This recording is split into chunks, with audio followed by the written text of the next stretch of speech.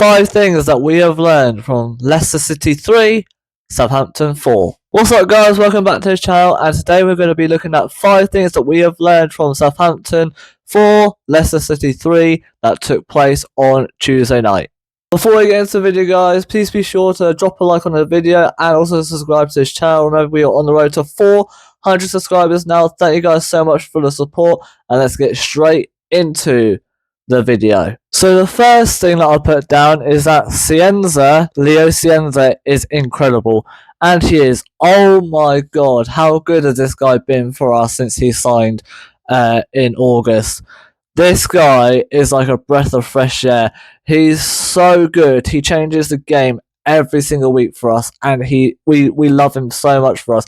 Leo Cienza is literally the favourite when it comes to Southampton Football Club. We all love him. We all get behind him every time he's on the ball, and his statistics against Leicester just shows that. He had 2 assists, 88% pass accuracy. He had 4 big chances created and 100% successful dribbles. What an absolutely incredible stats that he got against Leicester. This guy just shows each and every week why he's a fantastic player for us and why we signed him. This guy is going to go far in life, and we've got a really, really good baller on our hands. The next thing I want to talk about is the great fight and desire that these players had. Never did I ever think that Southampton would have it in them to go and win a game like that. And, you know, we were 3-0 down in the first, 30 minutes. And you'd think by that point it would be like, right, the game's done and dusted. I literally turned the game off when it was 3-0 up to then go and watch the Man United and West Ham game. Because I was like, well, we're 3-0 down. There's no way we're going to come back. You know, normally it's just 3-0 and then it's done. Southampton don't really do a lot from that. And to think that we would go and win that game by the time I turned it off, I'd call you crazy. And yeah, the fight and desire to go and win that game, even when we were 3-0 down, is absolutely incredible to me. And these players, I'm very, very proud of them. Few weeks ago, we would have just sat back and be like, yeah, 3-0, stun, we lose.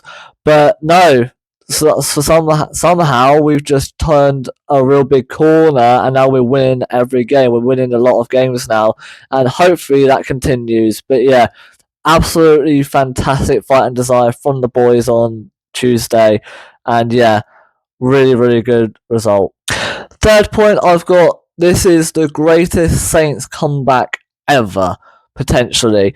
I saw a post yesterday that said that Southampton have never won a game from being 3-0 down, and that to me just makes that result on Tuesday even more special. You know, to go and break a record like that is incredible. Like the amount of records that we've broken over the next 16 years or so, you know, some of them were really bad records that we probably never wanted to break anyway, but the ones that we did, I'm really proud of the team for doing that. You know, fastest ever Premier League goal, fastest ever Premier League hat-trick, you know, and now we're coming on to this where we've now completed the greatest Saints comeback in Southampton Football Club history, and for that I can fully really respect the players for that, for going out there after being 3-0 down and then scoring 4 goals in the space of 20 minutes. It's insane. And yeah, well done Southampton. Let's go on and push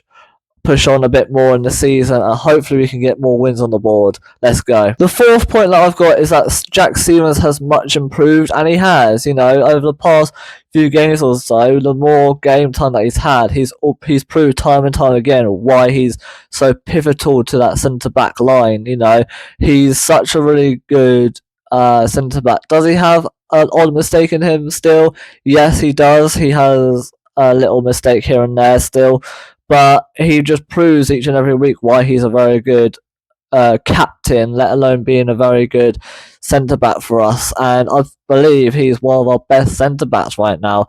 You know, that goal that he scored against Leicester was absolutely incredible. You know, how he hit the ball like that. Never did we think that Jack Stevens had that in him. He's a centre back. Why would you think that they'd score like that? But yeah, at the end of the day, Jack Stevens is really much improved, and hopefully he continues that really good form that he's in, because he will be very vital for us if we get into the playoffs and he stays fit. And yeah, well done, Jack Stevens. Very much improved, mate. And yeah, let's keep that form going, shall we? Fifth and final point I've got is that, can the Saints believe? Do the Saints actually believe that they can get into the playoffs now?